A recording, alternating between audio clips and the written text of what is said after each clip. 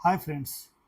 क्या कभी आपने सोचा है कि हमारे देश में हर साल लाखों युवा डिप्लोमा और बीटेक की डिग्री लेने के बाद भी बेरोजगार क्यों हैं, जबकि उनके पास स्किल सीखने के बहुत सारे मौके भी होते हैं, फिर भी उन्हें उसे सीखते नहीं हैं।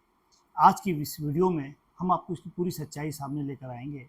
आपको साफ शब्दों में सारी बात बताएंगे कि इसके पीछे रीज़न क्या है। हर साल देश के हज़ारों कॉलेज से इंजीनियरिंग और डिप्लोमा के स्टूडेंट्स पास आउट होते हैं, लेकिन एक बड़ी सच्चाई ये है कि उनमें से बहुत कम युवाओं को अच्छी नौकरी मिल पाती है। इसका रीज़न क्या है? क्योंकि उनके पास डिग्री तो होती है, डिप्लोमा होता है, लेकिन स्किल नहीं होता। इंडस्ट्री जो चाहती है, इंडस्ट्री का जो एक नॉर्म है, मानक है, उसके अनुसार वो बच्चे पास आउट होकर बाहर नहीं निकलते हैं। अगर हम देखें तो ईमानदारी से जो इंडस्ट्री चाहती है कि इन बच्चों के पास, इन इंजीनियर्स के पास प्रैक्टिकल नॉलेज हो, सॉल्यूशन ओरिएंटेड माइंडसेट हो, टेक्निकल टूल्स में इनकी दक्षता हो, ये कोई एक पर्टिकुलर अच्छे स्किल्स को लेकर सामने आए जो कि इंडस्ट्री के लिए सुटेबल हो। मगर क्या होता है कि आपने डिप्लोमा कर लिया या आपने बीटेक किया, इसके बाद आप संतुष्ट हो जाते हैं कि ये डिप्लोमा या बीटेक आपके लिए इनफ है और आपको इंडस्ट्री में से आसानी से जॉब मिल सकता है।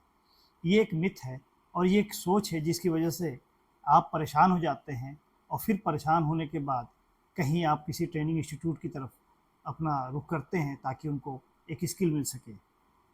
अब मैं आपको बताता हूँ कि ज़्यादातर शॉर्ट टर्म कोर्सेज़ जो आज के टाइम में मौजूद हैं, और वो शॉर्ट टर्म कोर्सेज़ जिनको गवर्नमेंट भी प्रमोट कर रही है, प्राइवेट इंस्टीट्यूशन भी प्रमोट कर रहे हैं, बहुत सारे लोग इसको फ्री में ऑफ़र कर रहे हैं, वो क्यों नहीं सीखना चाहते ज़्यादातर हमारे डिप्लोमा या बीटेक के स्टूडेंट्स?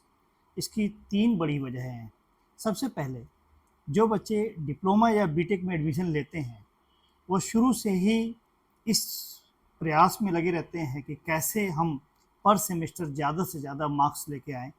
उन्हें पता है कि नंबर हमें अच्छे आने चाहिए, उन्हें पता है कि हमारा परफॉर्मेंस अच्छा होना चाहिए। उनका बिल्कुल ध्यान नहीं होता है कि हमें अपनी इस पढ़ाई के साथ-साथ कुछ ऐसे स्किल प्रोग्राम्स हैं जिनको लेके चलना है, जिनको सीखते हुए चलना है, और वो स्किल्स ऐसे होते हैं जिसमें आप कह सकते हैं कि 2 इम्पोर्टेंट पिलर्स जिसको आप कहते हैं टेक्निकल स्किल्स और सॉफ्ट स्किल्स, ये 2 ऐसे लेग्स हैं जो आप अपनी पढ़ाई के साथ-साथ अगर इसको लेकर चलते हैं तो ये आपकी पढ़ाई कंप्लीट होते-होते, आपकी डिप्लोमा या डिग्री पूरा होते-होते आपको बहुत ज़्यादा सपोर्ट करता है। पहला टेक्निकल स्किल है। उस टेक्निकल स्किल को आप अपने डिज़ायर कोर्स के स्ट्रीम के हिसाब से सीख सकते हैं। अगर आप मैकेनिकल में हैं एग्जाम्पल के तौर पे, तो आप एमईपी की तरफ जा सकते हैं, एचवीएसी डिज़ाइनिंग की तरफ जा सकते हैं, एचवीएसी इंस्टॉलेशन एंड मेंटेनेंस की तरफ जा सकते हैं। ऐसे ही अगर आप इलेक्ट्रिकल में हैं तो इलेक्ट्रिकल डिज़ाइनिंग है, रेविट में है तो रेविट स्ट्रक्चर है, स्टैड प्रो है।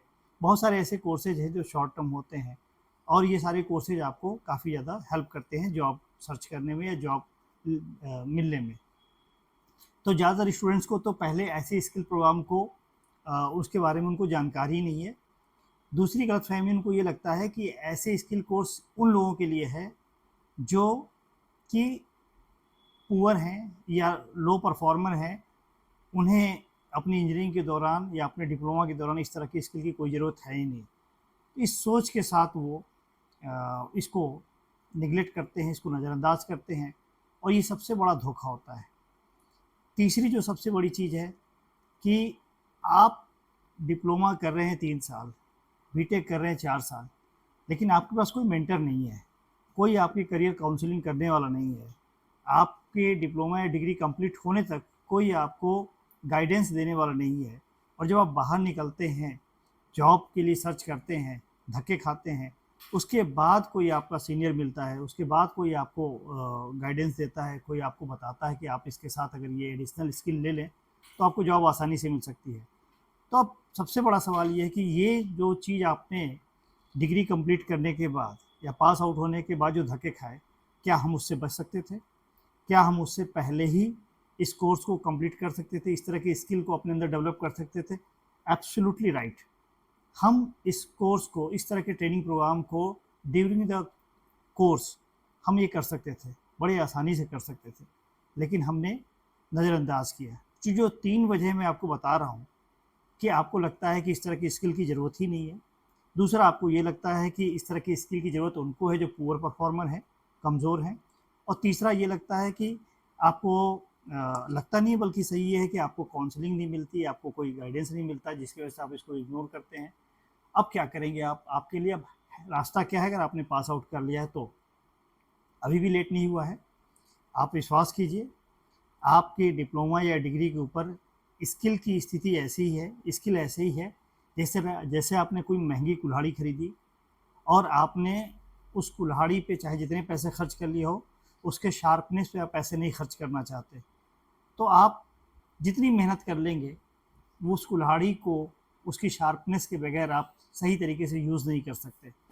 ऐसे ही आपकी डिप्लोमा या बीटेक की डिग्री जब तक वो एक पर्टिकुलर स्किल से नहीं गुजरती है, जब तक इस तरह के स्किल आपके पास नहीं होते हैं, और सॉफ्ट स्किल आपके लिए बहुत ही इम्पॉर्टेंट होता है। आपको 80% से ज़्यादा तो ऐसे इंजीनियर्स हैं जिनको बोलना तक नहीं आता, अपने आप को प्रेजेंट तक नहीं कर पाते। तो ये सारे इश्यूज़ हैं। ऐसे मामलों में आपको अभी से बहुत अलर्ट होना होगा। जब जागो तब सवेरा है। जो लोग पास आउट हो चुके हैं, मैं उनसे रिक्वेस्ट करूंगा कि वो स्किल की तरफ आएँ, टेक्निकल स्किल लें, सॉफ्ट स्किल लें, अपने आप को पूरी तरीके से फोकस करें ताकि उनको इंडस्ट्री में आसानी से जॉब मिल सके। और जो लोग अभी पढ़ रहे हैं, मैं उनसे बहुत विनम्र निवेदन करूंगा कि प्लीज़ किसी धोखे में मत रहें। आप अभी से डिसाइड कर लें कि आपको किस डोमेन में जाना है, आपकी कौन सी अपनी स्पेशलाइज्ड फील्ड होगी और उस फील्ड में आपका क्या रोल होगा। अपना रोल पहचानें। और आसान भाषा में मैं आपको सिखाऊं, आसान भाषा में अगर मैं समझाना चाहूँ तो एक क्रिकेट की टीम में हर एक प्लेयर का अपना एक रोल होता है। एक शब्द है क्रिकेट, लेकिन रोल आपको पता है कि आप उसमें as a batsman, as a pacer, as a wicket keeper, as a good fielder, आपका रोल क्या होने वाला है। तो इसी तरीके से आप इंजीनियरिंग की फील्ड में होते हैं, तो आप सिर्फ मैकेनिकल इंजीनियर की एक डिग्री लेके आप ये नहीं सोच सकते कि आपके लिए अब दुनिया खुल गई है, रास्ते खुल गए हैं। आपको ये डिसाइड करना पड़ेगा कि मैकेनिकल की फील्ड में आप एमईपी इंजीनियर बनना चाहते हैं, एचवीसी डिजाइनिंग में जाना चाहते हैं, प्लम्बिंग एंड फायर फाइटिंग में जाना चाहते हैं, आप पाइपिंग में जाना चाहते हैं, हाइड्रोलिक में जाना चाहते हैं, आप दूसरे और कोई स्पेशलाइज कोर्स में जाना चाहते हैं। इस तरह के एक आपकी अपनी स्किल होगी। तो ये आपको डिसाइड करना पड़ेगा और ये डिसीजन आपको तब लेना होगा जब आप पढ़ाई कर रहे होंगे। अगर आपने पास आउट कर लिया है तो आप अपना समय बर्बाद मत करिए, घर बैठ के इंतज़ार मत करिए, मेल पर मेल और प्लेसमेंट एजेंसी के चक्कर मत लगाइए। अपने आप को सेल्फ मॉनिटर करिए, सेल्फ ऑब्जर्वेशन करिए। आप देखिए कि आपकी प्रॉब्लम है कहाँ पे, आप उसको कैसे दूर कर सकते हैं। आप चाहें तो इस मामले में मैं और मेरी पूरी टीम आपकी पूरी मदद कर सकती है। आप काउंसलिंग के लिए संपर्क कर सकते हैं, हमसे बात कर सकते हैं। आपके लिए जो बेस्ट होगा वो हम आपको गाइड करेंगे। और आप अपना समय बिल्कुल ख़राब ना करें घर पे बैठ के या कहीं धक्के खाते हुए, बल्कि सबसे पहला ये काम करें कि आप सेल्फ ऑब्जर्वेशन में जाएं, समझें अपने आप को, थोड़ा सा स्टे करें, थोड़ा रुकें, थोड़ा ठहरें और सोचें जो आपके लिए बेहतर है आप उस तरफ ही मूव करें, उसी को फोकस करते हुए अपना 100% दें। आपके उज्जवल भविष्य की बहुत शुभकामनाएं। Thank you so much.